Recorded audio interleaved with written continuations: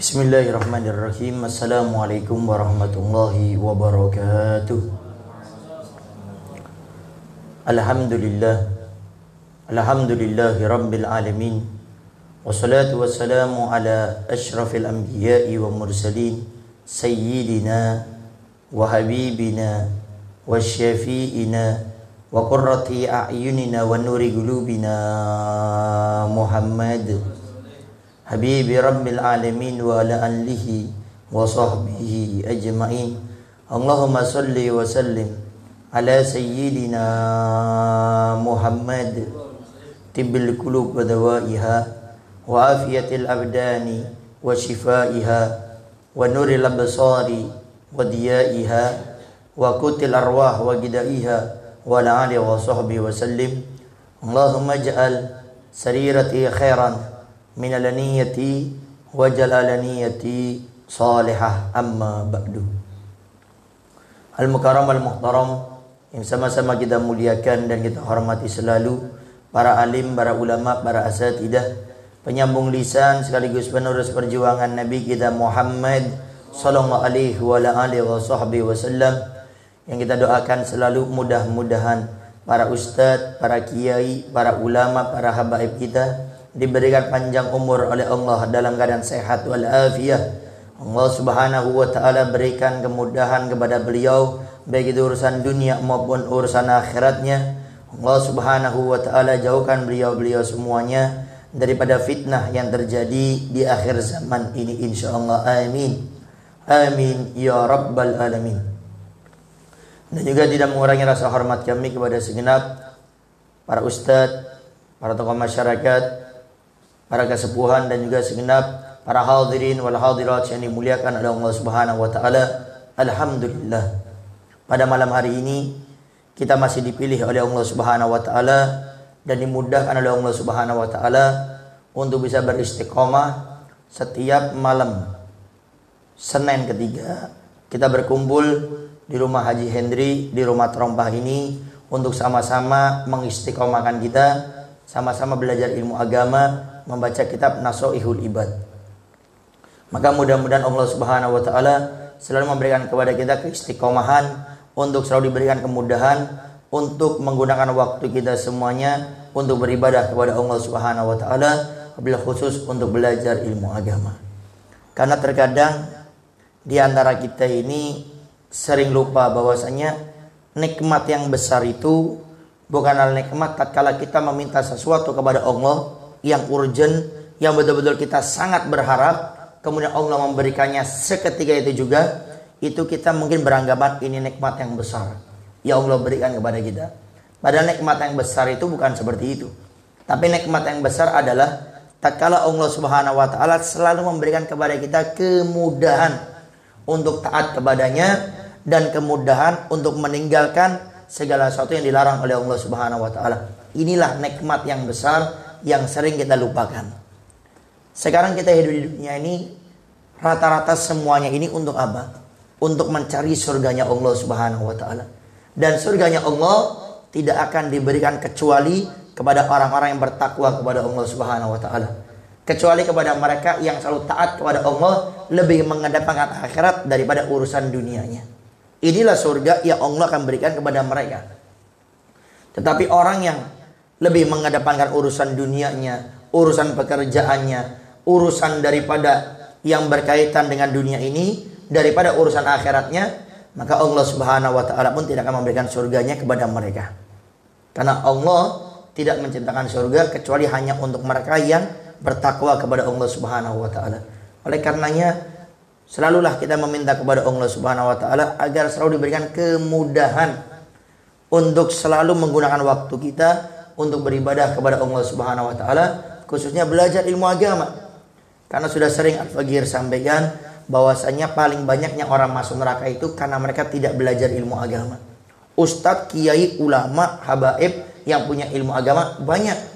Di setiap kampung kita pun ada. Cuma karena kemalasan kita, karena lebih cenderung kita urusan dunia, sehingga kita tidak mengedepankan urusan belajar ilmu agama. Sehingga dikatakan paling banyaknya orang masuk neraka karena mereka tidak belajar ilmu agama. Sesuatu yang sudah Allah wajibkan kepada mereka, mereka tidak melakukannya. Padahal itu suatu kewajiban. Bukan menentang Allah, tapi karena mereka tidak pernah belajar ilmu agama, dikira itu bukan suatu kewajiban, ditinggalkan terus olehnya. Ternyata itu adalah suatu kewajiban, suatu yang dilarang oleh Allah Subhanahu wa taala. Diperintah untuk meninggalkannya, dia malah melakukannya. Kenapa? Dikira dia bukan dosa, sehingga terus dia melakukannya, bukan menentang Allah, tapi karena mereka tidak belajar ilmu agama. Dan ingat, Allah tidak akan memberikan maaf, ampunan kepada orang yang meninggalkan kewajiban, yang bermaksiat kepada Allah karena atas dasar tidak tahu. Itu tidak akan Allah berikan kepada mereka. Kenapa? Karena di zaman kita sekarang ini, ustadz, kiai, ulama, para habaib yang punya ilmu agama banyak. Bahkan di antara mereka pun banyak yang menggunakan media sosial itu untuk menyebarkan daripada ilmu-ilmu beliau. Maka sekali lagi berdoalah kita kepada Allah, minta agar diberikan kemudahan oleh Allah untuk selalu kita belajar ilmu agama. Bagaimana kita akan menjadi orang yang baik, sedangkan kita tidak tahu apa itu orang yang baik di hadapan Allah Subhanahu wa taala. Para hadirin wal hadirat yang dimuliakan oleh Allah Subhanahu wa taala, sekarang kita masuk kepada kajian kitab Nasuhul Ibad, yaitu perkataan daripada Imam Amas bin Mahram Al-Kufi. Bismillahirrahmanirrahim. Alhamdulillahirabbil alamin. Wassalatu wassalamu ala asyrafil anbiya'i wa mursalin sayyidina wa habibina syafi'ina wa qurrati a'yunina Muhammadin habibi rabbil alamin wa ala alihi wa sahbihi ajmain. Qala musannifil Imam An-Nawawi nafanallahu bihi wa bi ulumina wa ulumikum wa asrarihi wa wilayati wa akhlaqi fi dharain amin. Qala al-Imam Amas bin Mahram Al-Kufi, man kana ra'su malihi taqwa al-suni an wasfi ribhi dinihi wa man kana ra'su malihi dunya kallati al-sinu an wasfi khusrani dinihi. Di sini katakan man kana ra'su malihi taqwa, barang siapa yang modal hidupnya itu ketakwaan, artinya dia selalu mengedepankan ketakwaan kepada Allah, dia selalu menjalankan perintah Allah dan meninggalkan larangannya, dasar hidupnya dia bertakwa kepada Allah, al-sinu an wasfi ribhi dinihi, maka dia tidak bisa berkata untuk wasfi ribhi dinihi, menceritakan daripada sifat keuntungan agamanya. Wa man kana ra'su malihi dunya, dan barang siapa yang hidupnya lebih mengedepankan urusan dunia, bukan akhirat, bukan ketakwaan, hidupnya selalu digunakan bagaimana saya mendapatkan dunia, dunia dan dunia. Semua dasar hidupnya dunia. Kallati al-sinu an wasfi khusrani dinihi, maka dia akan merasa berat, tidak bisa berkata daripada lidahnya untuk mensifati kerugian daripada agamanya. Di sini ada dua gambaran yang diberi oleh beliau Al-Imam Amas bin Mahram Al-Kufi. Yang pertama adalah orang yang hidup di dunia ini menjadikan dasar hidupnya itu adalah ketakwaan kepada Allah Subhanahu wa taala, maka orang ini tidak bisa untuk mensifati keuntungan daripada agamanya. Artinya orang yang bertakwa itu hidupnya itu akan selalu mudah untuk taat kepada agama Islam, akan selalu mudah untuk taat kepada Allah Subhanahu wa taala, tidak pernah merasa berat. Kenapa? Karena hidupnya dia itu hanya untuk Allah. Dia betul-betul memahami apa arti daripada Abdullah, hambanya Allah, sehingga waktunya dia semuanya digunakan untuk Allah, untuk beribadah. Dia punya harta, bagaimana harta saya ini kembalinya kepada Allah. Bagaimana saya punya waktu saya ini kembali kepada Allah. Artinya kebaikan. Melakukan sesuatu semuanya yang diridhoi oleh Allah Subhanahu wa taala. Sehingga dia tidak bisa menceritakan keuntungan daripada beribadah kepada Allah Subhanahu wa taala. Saking senangnya dia. Jadi ibadah itu tidak berat gitu loh. Karena ada di antara hamba-hamba Allah ini kalau ibadah itu merasa berat. Apalagi kalau sudah yang berkaitan tentang masalah salat subuh. Berat sekali, ya Allah. Aduh, sudah tadi malam lembur, lagi ngurusin total barang baru masuk lagi. Pulang ke rumah ketemu anak gak langsung tidur. Tidur jam 1, 4:30 harus bangun melaksanakan salat subuh. Berat. Tapi orang yang dasar hidupnya ketakwaan kepada Allah, dia tidak akan pernah berat. Kenapa? Karena dia selalu rindu dengan yang namanya kebaikan. Orang kalau melakukan suatu atas dasar cinta, rindu, itu semuanya akan menjadi mudah. Kita kalau ingin menuju satu tempat, kita tahu di tempat itu ada siapa, dan kalau kita ke sana kita akan dapat apa, pasti semangat menuju kepada tujuan kita, tempat yang akan kita datangi. Contoh, kita akan datang ke Kuningan. Di sana ada pemandangan, ada air terjun, ada sesuatu yang indah. Sehingga dari Cirebon kita menuju Kuningan itu, selama perjalanan itu senang sekali. Kenapa? Karena tatkala kita berjalan menuju Kuningan, kita sudah tahu apa yang akan kita dapatkan. Begitu juga orang yang melaksanakan sholat 5 waktu. Di bulan puasa di bulan Ramadan dia berpuasa. Dia punya harta, diwajibkan mengeluarkan zakat. Kemudian dia memiliki harta yang cukup untuk melaksanakan haji. Dia mudah melakukan semuanya. Kenapa? Karena hidupnya dia memang untuk bertakwa kepada Allah. Sehingga dia tidak akan bisa untuk menceritakan keuntungannya. Karena mereka akan mengatakan, sebetulnya kami pun tidak pantas untuk masuk dunia, untuk masuk surganya Allah Subhanahu wa taala. Saya punya umur cuma 60, 70 tahun. Kemudian ibadah saya semuanya pun tidak diisi dengan ketaatan kepada Allah. Padahal hidupnya semuanya ketakwaan kepada Allah. Hidupnya ketaatan kepada Allah. Cuma merasa dia ini nggak pantas untuk masuk surga. Maka jangan heran kalau Sayyidatuna Rabi'atu al-Adawiyah, di dalam ucapan beliau pernah mengatakan, kalau seandainya di surganya Allah tidak ada ridhonya, aku tidak akan masuk ke surganya Allah Subhanahu wa taala. Tapi kalau seandainya di nerakanya Allah itu ada ridhonya Allah, saya rela untuk masuk nerakanya Allah Subhanahu wa taala. Kenapa kok ada hamba yang dia itu bukan mencari nikmat surga, tapi mencari ridhonya Allah Subhanahu wa taala? Karena dia sudah mengetahui bagaimana yang namanya tujuan dalam hidupnya, mencari ridho Allah. Bukan mencari kenikmatan yang saat ini sebagian orang mencarinya. Oleh karenanya Al-Imam Ali Zainal Abidin, anaknya Imam Hussein, beliau tuh pernah mengatakan orang beribadah itu ada 3 model. Dan ini semuanya diperbolehkan. Jadi ini kata para ulama tingkatan keimanan seorang dalam beribadah kepada Allah Subhanahu wa taala. Yang pertama, ada orang beribadah itu diperumpama oleh beliau seperti halnya budak. Budak itu tidak akan bekerja kecuali nunggu majikannya tuanya marah baru bekerja. Atau bekerja sembarangan. Tapi tatkala dilihat oleh tuannya, majikannya, semangat. Ini kata beliau adalah orang yang beribadah karena takut dengan nerakanya Allah Subhanahu wa taala. Dan itu sah. Diperbolehkan, tidak jadi masalah. Jadi kalau kita berdoa, kita pengen dijauhkan dari neraka, itu sah, boleh. Ini tingkatan keimanan seseorang dalam ibadahnya. Yang kedua kata beliau, ada orang beribadah itu seperti pedagang.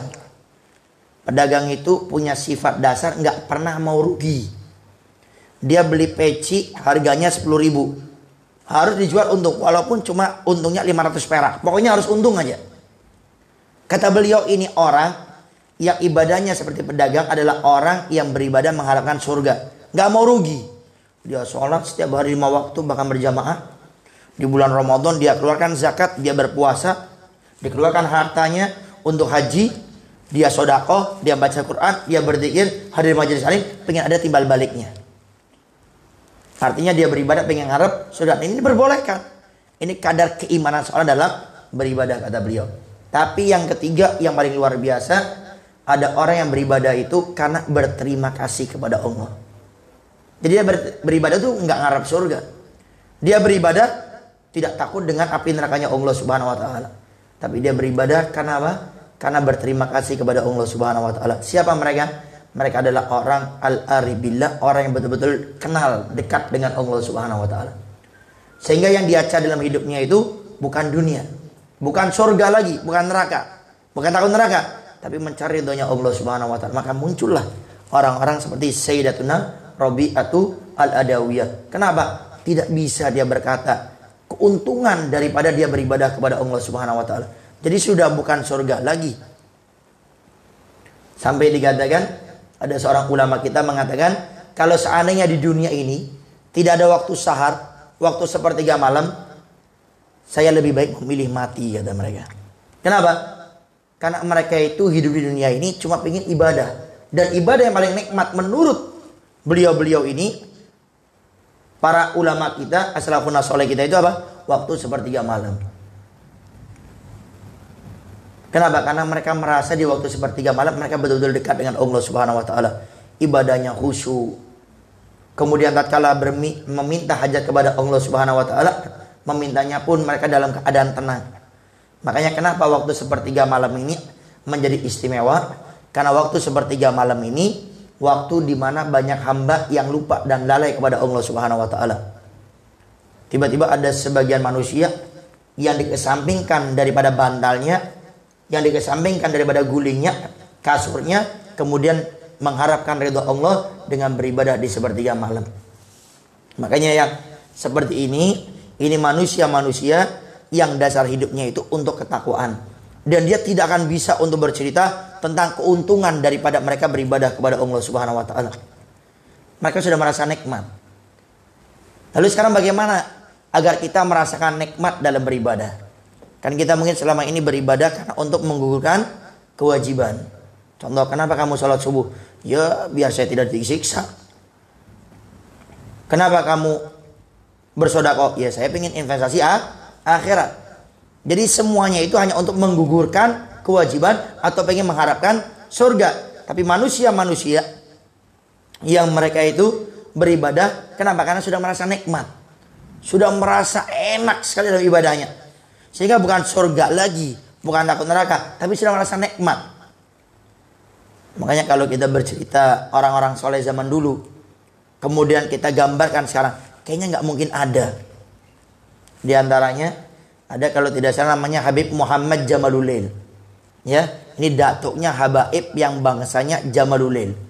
Jadi habaib atau syaraif, Habib Syarifah itu adalah manusia yang nasabnya mereka itu bersambung kepada Nabi Muhammad SAW. Jadi kalau disebutkan contoh Muhammad Novel bin Abdullah bin Saleh bin Ahmad bin Salim bin Muhammad, terus disebutkan sampai kepada Nabi Muhammad SAW. Ini ada datuknya Habib yang bangsanya Jamalulail, namanya Habib Muhammad Jamalulail kalau tidak salah. Habib Muhammad Jamalulail. Beliau itu dikisahkan sehari semalam itu, seharinya itu setiap harinya selalu menghatamkan satu Al-Quran minimal. Jadi sehari semalam itu satu kali hatam Al-Quran. Tapi anehnya di bulan Ramadan beliau nggak baca Quran sama sekali. Hampir mirip kan sama kita ya.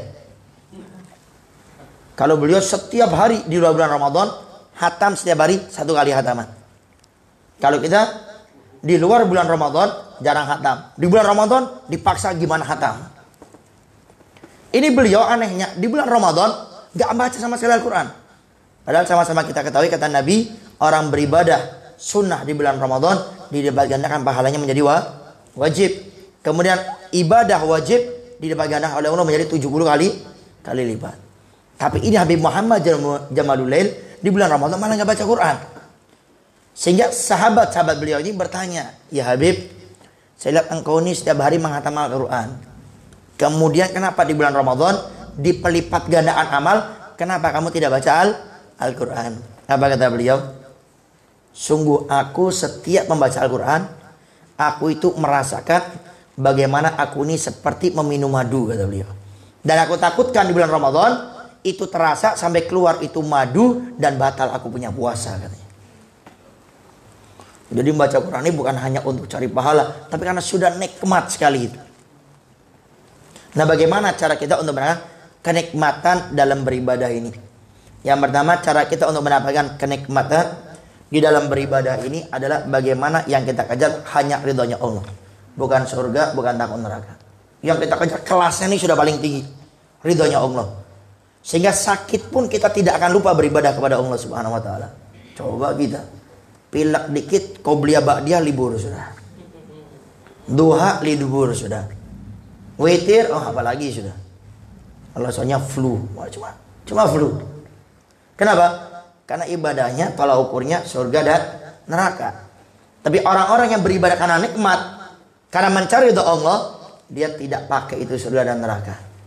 Makanya jangan heran para ulama kita, para wali-wali Allah, orang soleh zaman dulu itu dalam keadaan sakit ibadahnya makin kencang.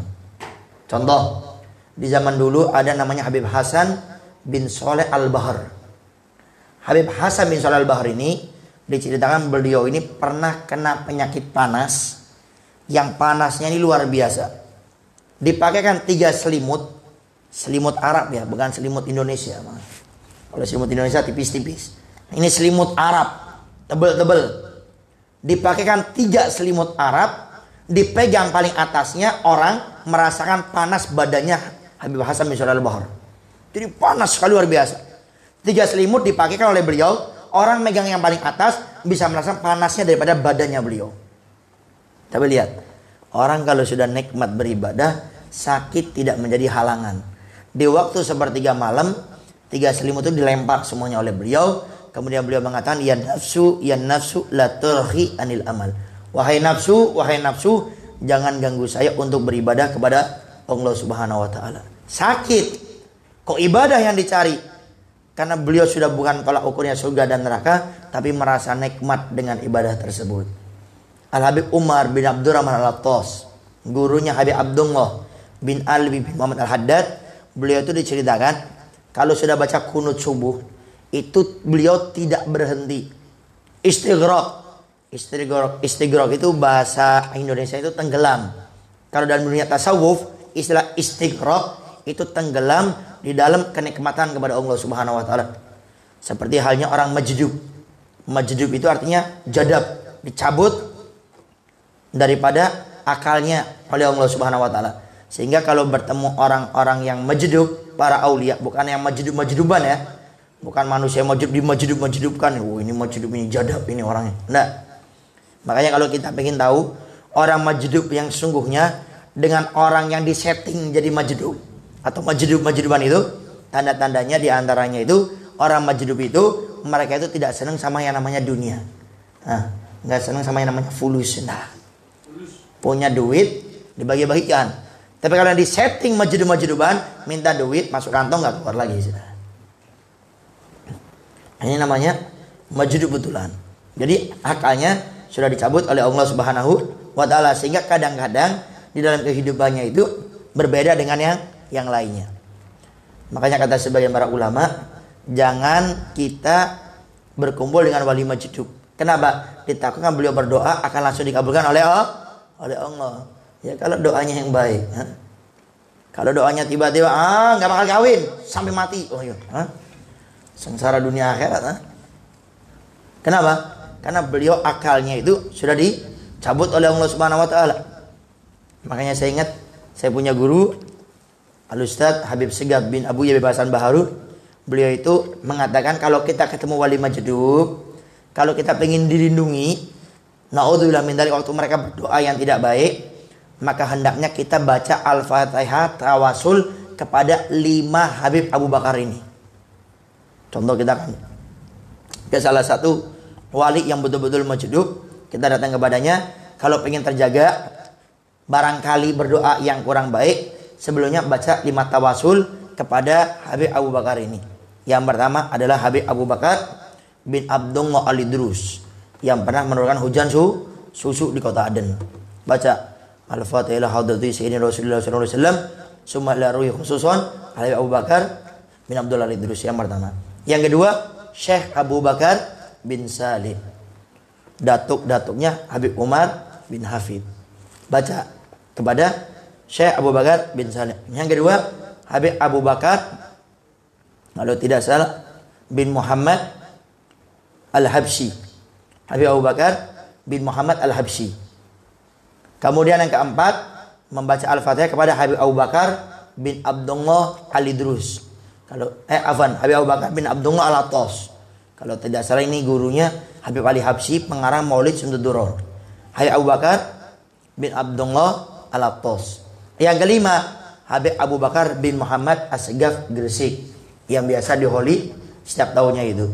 Nah, sebelum ketemu wali majdub, baca 5 Habib Abu Bakar ini. Insya Allah, kata Al-Faqih punya guru Habib Segaf Baharun, kalau seandainya wali majdub berdoa yang tidak baik, akan tertolak berkah 5 Habib Abu Bakar tersebut. Makanya jangan malah bangga sama-sama wali-wali majdub. Hati-hati kalau doanya ternyata yang tidak baik dikabul sama Allah. Harus siap-siap. Sehingga untuk membentenginya, baca Al-Fatihah kepada 5 Habib Abu Bakar tersebut. Baik. Jadi intinya yang pertama ini, dunia itu remeh di hadapan orang yang bertakwa. Orang yang bertakwa itu nggak mencari dunia. Makanya tatkala dia diiming-imingi dunia untuk meninggalkan daripada agamanya, keimanannya, ketakwaan kepada Allah, dia tidak akan mau. Lebih baik dia tinggalkan itu yang namanya dunia untuk mendapatkan daripada ketakwaan kepada Allah Subhanahu wa taala. Kenapa orang yang bertakwa itu tidak mau mencari dunia? Karena yang dia cari bukan dunia. Yang mereka cari dari ridhonya Allah Subhanahu wa taala. Dunia nggak ada apa-apanya. Di hadapan mereka dunia itu tidak ada apa-apanya. Mereka anggap sebagaimana Nabi sampaikan, dunia itu seperti sayap nyamuk, bahkan lebih rendah daripada sayap nyamuk. Makanya Nabi sabdakan, "Lau kanatid dunya tazinu indallahi janaha ba'udha ma saqa minha kafiran syarbata ma au kama qala." Kalau seandainya dunia itu kelak di akhirat ditimbang oleh Allah, dunia seisinya ini ada harganya seperti sayapnya nyamuk, orang kafir tidak akan diberi nikmat oleh Allah walaupun cuma seteguk air saja. Tapi karena dunia tidak ada harganya, orang kafir jangan heran semuanya hampir rata-rata kaya. Bahkan tidak sedikit orang Islam yang bekerja kepada orang kafir. Itu diperbolehkan, tidak menjadi masalah. Selama yang dikerjakan itu bukan daripada pekerjaan yang haram. Sehingga yang mereka cari ridhonya Allah Subhanahu wa taala. Makanya jangan heran orang-orang yang bertakwa itu tatkala ditawari dunia dengan seisinya, mereka menolak. Untuk meninggalkan agamanya, keimanannya, ketakwaannya, mereka tolak semuanya. Lebih baik dunia semuanya dia tinggalkan hanya untuk mencari ridhonya Allah Subhanahu wa taala. Makanya di zaman dahulu diceritakan ada seorang sahabat Nabi bernama sahabat Suhaib Ar-Rumi. Ar-Rumi ini artinya orang Romawi. Sahabat Suhaib ini sebelum beliau masuk Islam, beliau ini adalah anaknya seorang menteri di kerajaan Romawi di zamannya. Terjadi pemberontakan, ayah ibunya dibunuh semuanya, beliau ditahan, kemudian dijadikan budak, lalu dijual di Mekah. Tatkala beliau dijual di Mekah, beliau menjadi budak, beliau itu mendengarkan tentang sifat-sifatnya Nabi Muhammad SAW dan beliau memutuskan untuk masuk Islam. Tatkala beliau ini sudah memerdekakan dirinya, menjembeli dirinya sendiri kepada majikannya, beliau mulai berdagang. Beliau mulai usaha. Dan subhanallah Allah berikan kesuksesan. Ini sahabat Syarumi termasuk orang kaya di Mekah. Kaya sekali. Dari tadinya seorang budak, kaya sekali luar biasa. Sampai tatkala beliau ini mencari Nabi Muhammad SAW, ternyata beliau mendapati Nabi sudah hijrah ke Madinah. Akhirnya apa yang beliau lakukan? Karena beliau hanya mencari keislamannya, ridhonya Allah dan Nabi Muhammad SAW, beliau tinggalkan itu dunianya yang ada di Mekah. Beliau berangkat. Dan beliau ini terkenal itu pandai daripada memanah. Hebat manahnya. Tatkala perjalanan dari Mekah menuju Madinah, beliau membawa panah. Di pertengahan jalan ada orang-orang kafir Quraisy, orang Mekah ini nggak terima. Suhaib berangkat ke Madinah nggak terima, dicegat. Setelah dicegat, Suhaib mengatakan, "Kenapa kamu cegat saya? Saya tidak ada urusan denganmu. Kenapa kamu cegat saya?" Kata orang-orang kafir Quraisy ini, "Saya tidak rela. Kamu datang dari Romawi, kemudian kamu menuju tempat kami Mekah, kamu sudah kaya, kamu memiliki harta dari kami, kemudian kamu hijrah, kamu pergi. Maka saya tidak rela harta saya, harta kita semuanya dibawa oleh dirimu." Lalu sahabat Syekh Ar-Rumi mengatakan, "Kamu cuma pengen cari dunia. Kamu pengen cari harta saya. Kalau kamu pengen cari harta saya, sudah kita tidak usah ribut. Kamu tahu saya ini pandai memanah. Ini panah saya bisa menancap di kepala kalian semuanya. Kalau kalian hanya mencari dunia saya, ambil semuanya di Mekah. Sebagai gantinya, lepaskan saya untuk menuju Madinah, untuk bertemu dengan Nabi Muhammad SAW." Dilepas semua hartanya, akhirnya disetujui. Orang kafir Quraisy ke Mekah, diambil semua hartanya. Sahabat Syekh Ar-Rumi ini, sahabat Syekh Ar-Rumi melanjutkan ke Madinah. Tatkala masuk ke Madinah, pertama kali beliau itu disambut oleh seorang sahabat bernama sahabat Umar ibn Khattab.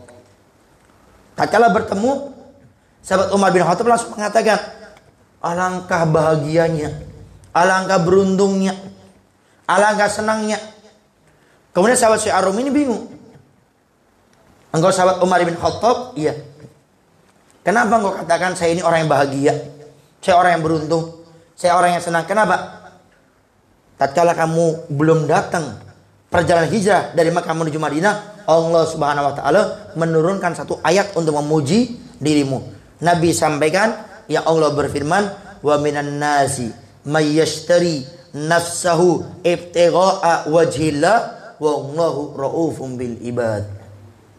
Wa minan nasi, ada dari manusia, may yashtari nafsahu, dia membeli dirinya, ibtigha'a mardatillah, hanya untuk mencari ridhonya Allah Subhanahu wa taala. Artinya membeli dirinya ini apa? Dia memberikan dirinya kepada Allah, hartanya semuanya ditinggalkan hanya untuk mencari ridho Allah. Wallahu raufum bil ibad. Allah Maha sayang, Maha cinta dengan hambanya. Ini ayat turun untukmu wahai Suhaib Ar-Rumi. Artinya apa? Tatkala orang mencari ridho Allah, Allah pun akan memberikan ridhonya kepadanya.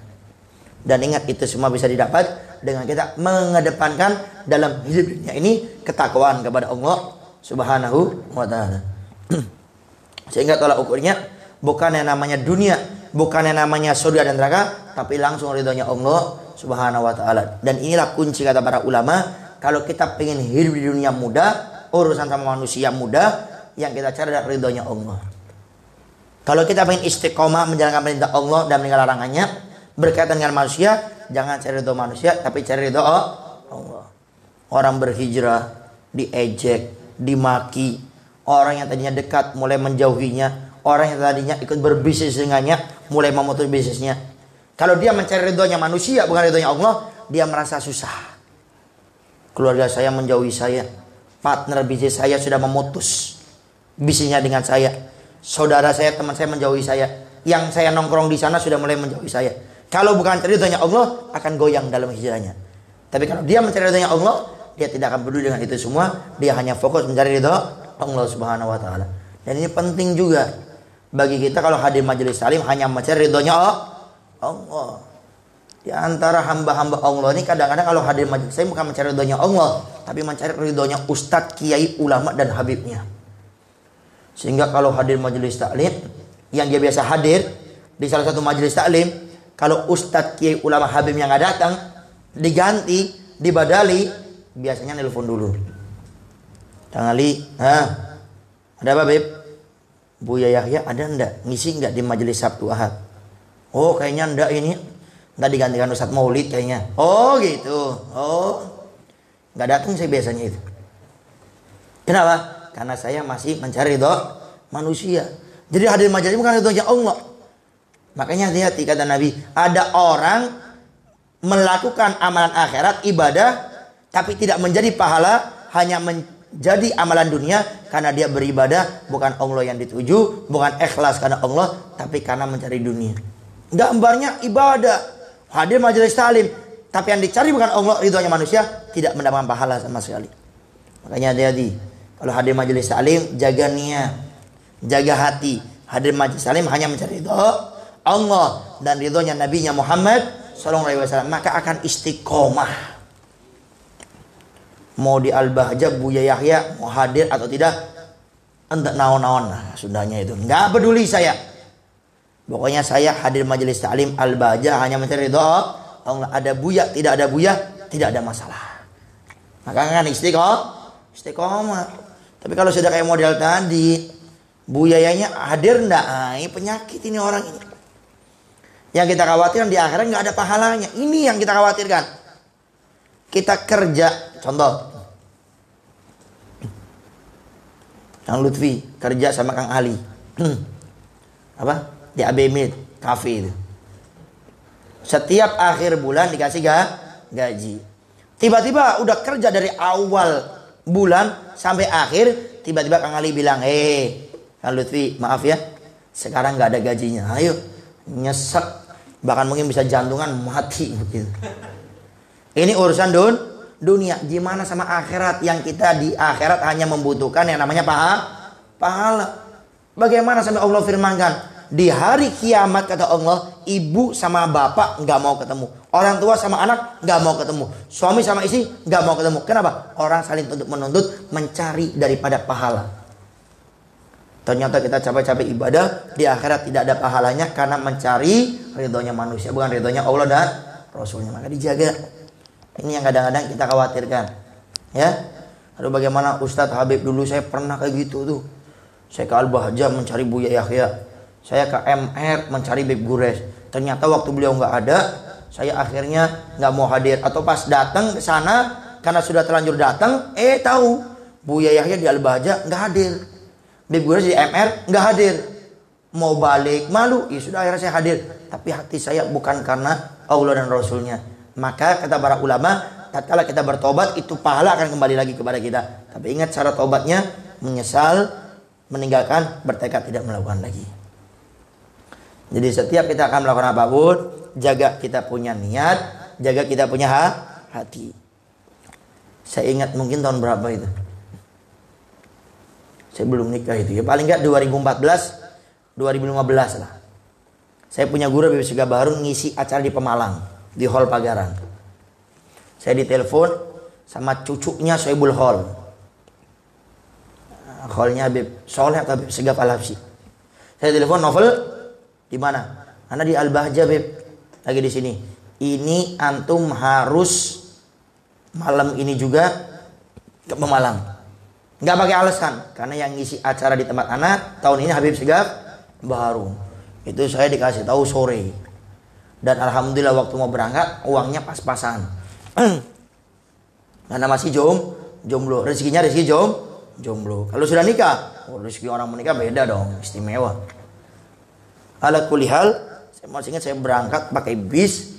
Allah gampangnya perjalanan lancar, cuma 2 jam dari Cirebon sampai Pemalang, belum ada tol. Ala kulli hal, nyampe di sana, nyambut Habib Segaf, datang kalau tidak salah sekitar 1:30 malam, jemput Pekalongan, beliau dibawa ke hotel, selesai. Pokoknya selesai acara, saya masih ingat saya berdoa dengan beliau, ngurus beliau di dalam hotel. Kemudian saya Al-Fagir minta nasihat, Bib, tolong berikan kepada Al-Fagir nasihat. Sekarang Al-Fagir saya sudah tidak di Dalwa lagi, saya sudah izin semuanya. Sekarang di Al-Bahjah, kira-kira beri Al-Fagir nasihat. Kata beliau apa? Asli niatak wasfi golbak. Asli niatak, perbaiki niatmu, wasfi golbak, bersihkan hatimu. Ternyata itu nasihat. Setelah Al-Fagir baca di kitab namanya Manhajus Sawi fi Thariqati Bani Alawi, yaitu kitabnya Habib Zain bin Smith. Ternyata dasar orang kalau ingin berdakwah sukses 3 perkara harus dipegang. Yang pertama menjaga niat, kedua menjaga hati, yang ketiga menanamkan rasa takut kepada Allah Subhanahu wa taala. Nah, sehingga orang-orang yang dia itu bertakwa, dia akan menganggap remeh daripada dunia ini. Kemudian yang terakhir, yang kedua, barang siapa yang menjadikan dasar hidupnya itu dunia, dia akan menjadi orang yang tidak bisa berkata untuk mensifati rugi dari agamanya. Ibadah itu rugi. Sholat ini rugi. Ya Allah, kenapa sih ya? Saya sholat duhurnya kok 12:30 tepat waktu. Kan acara bolanya tuh main 12:30. Rugi. Sholat dibandingin sama bola. Atau seandainya dia tidur malam, pengen nonton bola jam 2:30 malam. Tidur. Saat tidur bangun jam 4:30 subuh. Astagfirullahaladzim. Saya telat bangunnya. Loh kenapa? Kan subuh. Tepat waktu bagus. Anda ini bolanya udah habis. Jadi bukan bersyukur dia bisa bangun awal waktu subuh. Malah dia merasa rugi daripada agamanya. Nah, ini gambaran orang seperti ini adalah orang yang cinta kepada dunia, memberatkan akhiratnya. Makanya kalau kita sudah cinta kepada dunia, akhirat itu berat. Contoh. Jualan kopi atau kafe. Lagi rame. Ada majelis salim baca Isya. Ditinggalkan tuh berat itu. Kafenya, kopinya berat banget. Kenapa? Karena cinta kepada dunia. Berat. Atau jualan, contoh. Jualan mebel. Sudah ada majelis salim ntar nih. Baca asar. Kemudian berat ditinggalkan. Kenapa? Karena dia lebih mengedepankan dunia daripada akhirat. Orang yang berat untuk mendapatkan akhirat adalah orang yang di hatinya sudah ada cinta kepada dunia. Oleh karenanya jangan sampai dunia menguasai diri kita. Allah perintahkan kita mencari dunia bukan untuk mencintai dunia. Itu ingat, jangan dibalik. Ya, jangan kita hidup untuk mencintai dunia, tidak untuk mencari dunia. Ingat, kita hidup ini untuk mencari dunia, bukan untuk mencintai dunia. Kalau mencari sekedarnya untuk hidup, kalau mencintai, sampai berlebihan. Makanya dikatakan hubud dunia ra'su kulli khati'ah. Cinta dunia itu pangkal daripada seluruh kesalahan. Makanya orang kalau sudah cinta dunia, kadang sama orang tua berani. Kadang kalau sudah cinta dunia, warisan ribut walaupun harus berbuat dolim sama saudaranya. Sudah urusan dunia, walaupun dia harus memukul, harus bertindak yang tidak baik kepada bisnis teman saudaranya, akan disingkirkan oleh dia. Ini cinta dunia.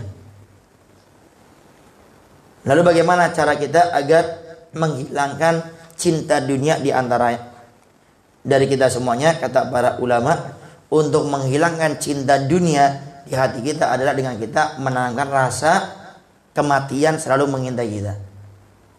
Bagaimana kita menggebu-gebu mencari dunia, ujung-ujungnya kita akan dicabut nyawanya oleh Allah. Sehingga kita tidak akan menggebu-gebu mencari dunia. Cari dunia untuk hidup, bukan hidup untuk mencari dunia. Kalau kita sudah mencintai dunia, maka ingat akhiratnya kita akan menjadi jauh. Kemudian yang kedua, untuk kita menjadi orang yang menjauhkan cinta dunia di hati kita, ingat tanggung jawabnya di akhirat itu ada. Sehingga jangan sampai kita mencari dunia, akhirat dunia memberatkan kita untuk menjadikan sebab kita masuk nerakanya Allah Subhanahu wa taala. Maka ingat, jadikan dunia kita sebagai akhirat kita, jangan jadikan akhirat kita sebagai dunia kita. Jadi jadikan dunia kita untuk menggapai akhirat. Punya uang, punya harta, bagaimana harta saya ini menjadi jembatan saya untuk menuju akhirat surganya Allah Subhanahu wa taala. Saya punya jabatan, bagaimana jabatan saya untuk menuju akhirat surganya Allah Subhanahu wa taala. Kemudian saya punya rumah, saya punya motor, saya punya mobil, saya punya ini itu semuanya, bagaimana semuanya untuk menjadi jembatan menuju akhirat surganya Allah Subhanahu wa taala. Maka dengan menanamkan dua sifat ini, insya Allah kita hanya menjadi orang yang mencari dunia, bukan mencintai dunia. Para hadirin wal hadirat yang dimuliakan oleh Allah Subhanahu wa taala, mungkin itu saja yang bisa Al-Bagir sampaikan pada kesempatan kali ini. Barangkali ada yang mau ditanyakan, silakan. Wallahu a'lam bishawab.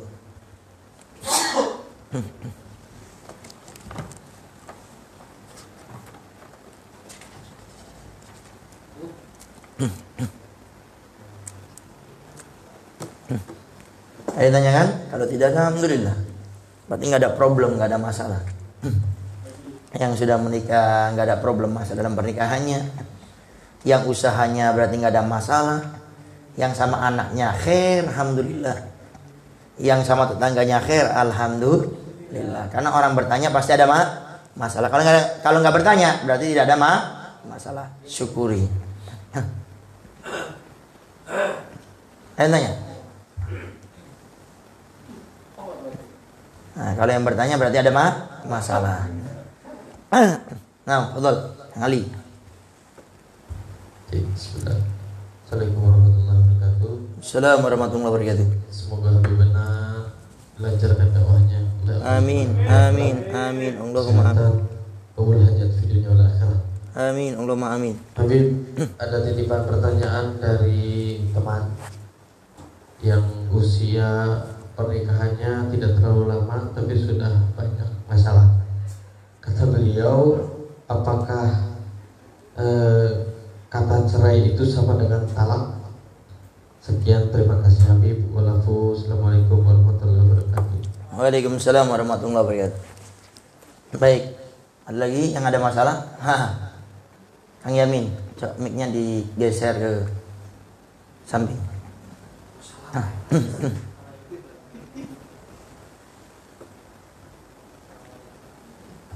Assalamualaikum Habib. Waalaikumsalam warahmatullahi wabarakatuh. Mau bertanya ke Habib, kan salah satu alumni dari Ponpes Darul Ulum ada Habib. Yang saya tanyakan, kami ini di rumah ya, karena pernah di Al-Barzah mengamalkan dari Muslim ya, Habib Hasan bin Abdul Harun, dan setiap hari pun kita tawasul kepada beliau. Tapi saya belum pernah pesantren di Dalwa, Habib. Apakah yang demikian itu Habib pernah dengar tidak, yang demikian nanti dianggap gitu, jadi murid Habib Hasan Baharun atau seperti apa? Assalamualaikum warahmatullahi wabarakatuh. Assalamualaikum warahmatullahi wabarakatuh. Kang Mahmudin. Assalamualaikum warahmatullahi wabarakatuh. Waalaikumsalam warahmatullahi wabarakatuh. Sebelumnya minta doa kepada Habib Muhammad Al-Atas dan teman-teman semuanya. Ingin menanyakan ini, Bib, kenapa Al-Fakir sendiri susah gitu, Bib, untuk mendaras Quran, Bib. Walaupun dipaksa sebenarnya setiap hari itu belum bisa, Bib. Walaupun satu kaca atau berapa ayat gitu, Bib. Apakah ini karena kekotoran hati anak, Bib? Mohon doanya, Bib. Mudah-mudahan bisa istiqomah, bisa baca Al-Quran minimal satu kaca atau berapa, Bib? Mohon doanya, Bib. Assalamualaikum warahmatullahi wabarakatuh. Assalamualaikum warahmatullahi wabarakatuh. Lagi perwakilan hadroh mungkin ada masalah di hadrohnya. Bukan maksudnya di hadrohnya, belum. Itu kepalanya itu Kang siapa? Kepala antum Kang Mamat, Kang Ahmad atau Kang siapa itu? Nah, Kang Muhedi barangkali ada masalah di SIM-nya. Nah, baik, kita jawab terlebih dahulu. Yang pertama, nikah baru kok banyak masalah. Ini kenapa? Pertama, kalau kita evaluasi itu keseluruhan. Pertama, biasanya faktornya itu karena tatkala kita sebelum nikah itu kita melakukan pelanggaran, sehingga nikahnya kurang diberkahi oleh Allah Subhanahu wa taala. Atau kalau kita gampangkan itu, kita melakukan mukadimah zina, baik itu chatan, teleponan, atau di dalam acara menuju pernikahannya itu ada suatu keharuman. Seperti halnya mengadakan acara resepsi tapi mengundang seorang perempuan yang membuka auratnya. Ini juga menjadikan sebab problem. Makanya para ulama-ulama kita pun tatkala akan menikahkan anaknya, itu luar biasa. Laki perempuannya harus dipisah. Bahkan kalau di Hadramut Yaman kalau tidak salah itu, yang perempuan anak mereka itu dinikahkan itu di waktu malam. Jadi memang ingin tertutup sekali. Kalau kita kan malah terkadang belum akad nikah si laki-laki, foto laki-laki perempuannya sudah ada. Apa bahasanya itu? Prawedding. Belum akad, belum halal. Tapi sudah ada yang foto kayak gini, ada yang foto kayak gini. Ini belum akad ini. Nah, ini yang Al-Fakir pernah dengar, ini menjadi sebab keberkahan dicabut oleh Allah Subhanahu wa taala. Dan awas hati-hati nih. Yang bagian kameramen, bagian foto-foto prawedding, haram hukumnya memoto laki-laki perempuan yang belum halal. Anda lakukan, Anda pekerjaan itu selama Anda dengan kamera sendiri, tidak mencuri kameranya, halal. Tapi karena Anda melakukannya dengan sesuatu yang ada haramannya, keberkahannya dicabut oleh Allah. Mengumpulkan uang mungkin sebulan sampai 20-50 juta, tapi nggak pernah cukup untuk hidupnya sebulan. Bahkan cenderung kurang, bahkan hidupnya rusak dengan rumah tangganya karena rezekinya halal, tapi dicabut keberkahan oleh Allah. Makanya awas, yang kameramen jangan ragu buat kamera syar'i.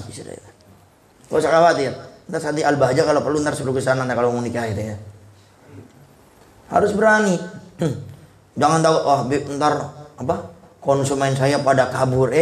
Rezeki itu yang ngatur Allah. Kata Nabi, seorang tidak akan meninggal dunia kecuali rezekinya semuanya sudah diberikan oleh Allah Subhanahu wa taala kepada mereka. Sehingga jangan kalau sudah rezeki mah enggak usah khawatir.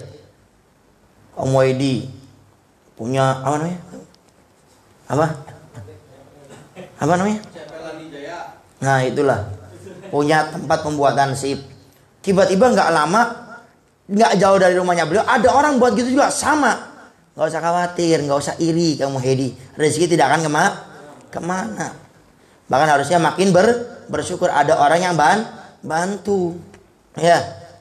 Jadi nggak bakal ketukar kita punya rezeki. Kamera syar'i nggak bakal ketukar. Kalau rezekinya waktu itu cuma satu orang, ya satu orang mau diapakan saja. Makanya kita beragama ini perlu dengan keyakinan, bukan dengan keraguan-raguan. Nah kemudian yang kedua, kenapa kok dalam rumah tangga masih baru, kok kitanya ini kok banyak permasalahannya? Karena coba dicek, karena kita tidak belajar ilmu agama. Seorang suami tidak tahu kewajibannya apa, istri tidak tahu kewajibannya apa. Kemudian kalau ada problem masalah beda pendapat, kadang-kadang kita langsung ribut karena tidak belajar ilmu agama. Baik. Kemudian apa kalimat cerai sama dengan tolak? Sama. Jadi yang namanya perceraian atau tolak itu ada dua. Ada namanya tolak sorry, jelas kalimatnya kamu saya ceraikan. Atau yang kedua namanya tolak kinayah. Tolak kinayah terbagi menjadi dua. Ada yang disandarkan kepada ucapannya, ada yang disandarkan dikembalikan kepada niat suaminya.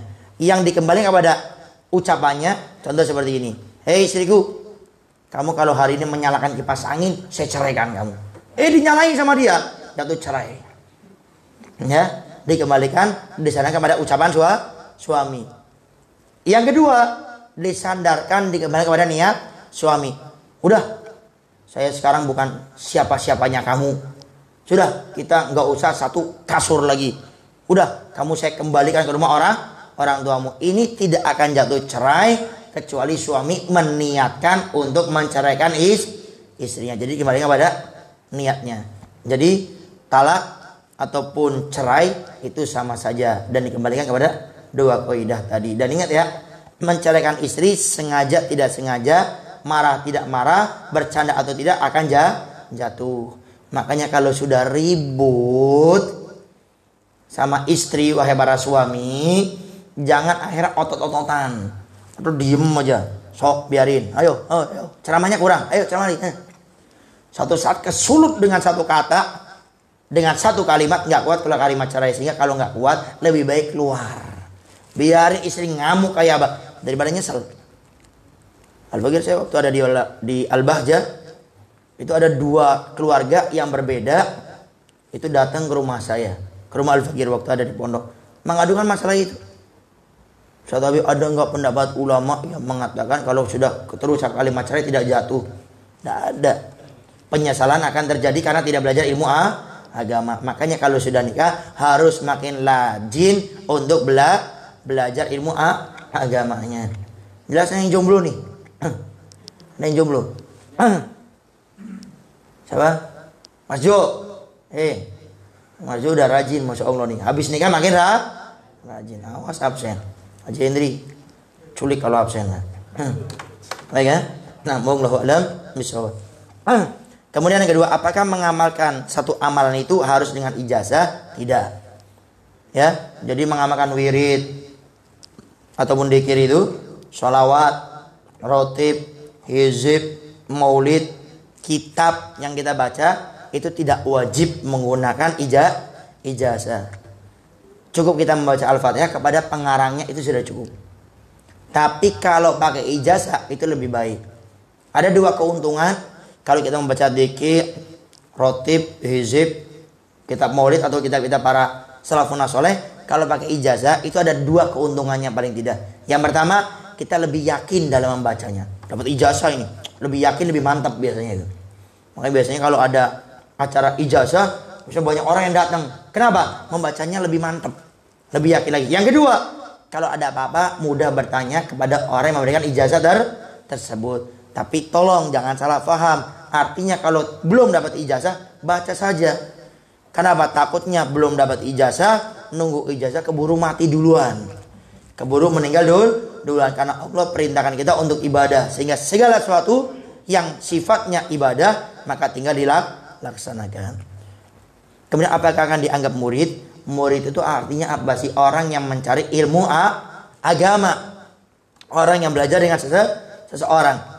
Jadi orang yang belajar dengan seorang walaupun sudah meninggal dunia, ilmunya dipelajari, maka dia termasuk namanya murid. Tapi tentu tingkatannya berbeda dengan mereka orang yang belajar langsung. Makanya Nabi pernah mensabda khairul kuruni summal ladzina yalunahum summal ladzina yalunahum. Sebaik-baik zaman adalah zamanku. Zaman siapa? Sahabat-sahabat Nabi Muhammad SAW. Kemudian yang selanjutnya yaitu zaman para tabi'in, orang yang belajar dengan sahabat. Kemudian yang selanjutnya siapa itu? Tabi'in yang belajar dengan para tabi'in. Jadi mereka punya keutamaan masing-masing, ya. Tapi artinya mereka orang yang rendah, enggak.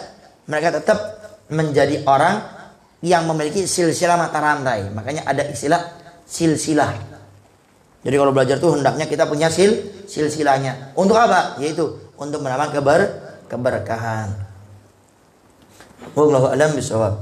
Kemudian bagaimana kalau saya ini pengen mudah belajar Quran atau membacanya? Sudah dipaksa tapi akhirnya sulit untuk tetap membacanya. Yang pertama, memang ibadah itu kadang-kadang harus dipaksa dulu.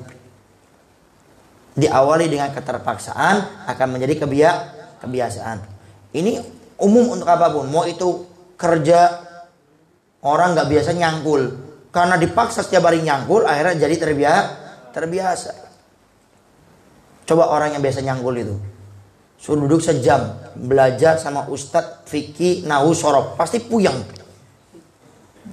Padahal dia nyangkul di sawah itu sampai berjam-jam. Al-Fakir, saya pernah kemarin ke Bakom, ke Cibolerang, ada acara apa? Ngecor di masjid itu. Itu saya ya salam, baru ngangkat berapa ember, bolak-balik mungkin baru 5 kali, ini sudah kerasa nih encoknya ini. Tapi saya lihat banyak orang yang lebih sebeh, lebih tua-tua, dia enak aja bolak-balik.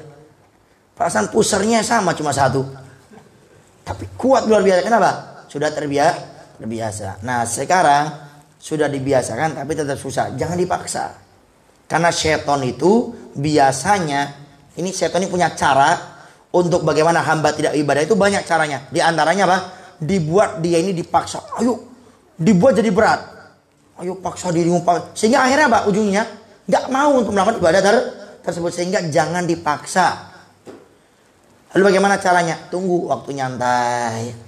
Waktu sudah enjoy, baru kita baca. Jadi kalau sudah capek jangan dipaksa.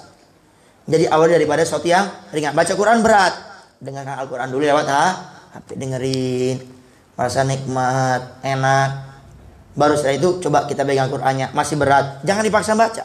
Lihat aja dulu, sudah dengerin lagi, lihat. Lama-lama nanti akan menjadi mudah. Karena syaitan itu biasanya agar orang itu tidak mau ibadah, langsung ditekan untuk yang paling tinggi. Salat duha, masa 2 rakaat, 8 dong. Ibadahnya makin besar kamu kalau 8. Hari pertama bisa 8, hari kedua bisa, hari ketiga, aduh capek ya. Akhirnya sudahlah, salat duha kan sunat tidak wajib. Makanya kalau melakukan satu ibadah, awali dulu dari bawah. Sampai ntar meranjak sampai akhirnya kepala yang paling tinggi. Sehingga jangan dipaksa. Ya, diawali dengan sesuatu yang paling gampang, dengan Al-Quran dulu. Kemudian kita megang Al-Quran dulu, nggak usah mikirin baca. Ya. Kemudian sering duduk sama orang yang baca Quran. Selama-lama akan akhirnya kita baca Quran. Yang kedua untuk memacunya, yang ketiga caranya itu apa? Dengan kita mengingat keutamaan baca Quran. Apa keutamaan baca Quran? Di antaranya akan memberikan syafaat kepada kita tatkala kita masuk alam barzah. Jadi dengan dibiasakan. Kalau dibiasakan berat, sulit, jangan dipaksa. Kemudian awal dengan sesuatu yang paling ringan, ya. Kemudian yang ketiga adalah dengan kita mengingat keutamaannya. Yang keempat adalah cari teman untuk bareng-bareng baca Quran. Karena beda. Orang baca Quran sendiri sama ada teman, beda. Sama orang yang ngapalin Al-Quran sendiri sama yang setor-setoran, itu beda. Pasti lebih mudah. Yang kelima, yang terakhir, ngadu sama Allah. Ya Allah, ada orang lebih tua dari saya kok baca Quran gampang banget. Kenapa saya sulit? Ngadu sama Allah. Sehingga mungkin kita lemah. Tapi tak kala Allah sudah memberikan pertolongan kepada kita, yang susah menjadi mudah, yang berat menjadi ringan. Maka mengadulah kepada Allah Subhanahu wa taala. Wallahu a'lam bishawab. Baik, mungkin itu saja yang bisa Al-Fakir sampaikan pada keterangan pada saat ini. Insyaallah dan kita besok akan membahas tentang masalah konsekuensi bahayanya dosa yang kita lakukan. Kemudian ada dosa yang akan sulit orang itu bertobat dari dosa tersebut. Itu insya Allah pertemuan yang akan datang. Baik, itu saja yang bisa Al-Fakir sampaikan. Sama kita baca Al-Fatihah sekali ya. Untuk abah daripada Ustadz kita, Ustadz Maulid Johansa, yang bareng sama kita, yang khidmah di Al-Bahja. Beliau punya abah meninggal dunia. Ini berarti tahlil yang ketiga ya. Kita baca Al-Fatihah sekali. Mudah-mudahan dengan keberkahan baca Al-Fatihah ini, mudah-mudahan ayah beliau diampuni semua dosanya oleh Allah, derajatnya diangkat oleh Allah Subhanahu wa taala, kemudian diterima semua amal ibadahnya oleh Allah Subhanahu wa taala, dicatat oleh Allah sebagaimana orang yang meninggal husnul khatimah, dan kuburannya dijadikan taman-taman surganya Allah Subhanahu wa taala, dijauhkan kuburannya daripada lubang api nerakanya Allah Subhanahu wa taala, dan mudah-mudahan keluarganya semuanya diberikan kesabaran, keikhlasan, dan diberikan oleh Allah Subhanahu wa taala kemudahan untuk selalu mendoakan daripada orang tuanya. Ala hadiniyah jami'ah likulli niyatin sholihah kama nawa jami' aslafuna wa syuyukhana wa masyayikhina wa rijaluna qusan biniyah lighfarid dunub li abina Haji Imran bin Jasmo annang ghafirullahu wa yarhamuhu wa yulid darajati fi jannah wa yanfa'una bi asrarihi wa anwari wa ulumil akhirah wa annang la yaj'alahu qaburahu rarin min diyatil jinan wa la tajburahu firatin wa firatin niran. Allahumma maghfiratu awsa'u min dzunubina wa rahmatuka arja indana min amalina wa ala kulli niyatin shalihah wa ila hadratin Nabi Muhammad sallallahu alaihi wasallam. Al-Fatihah.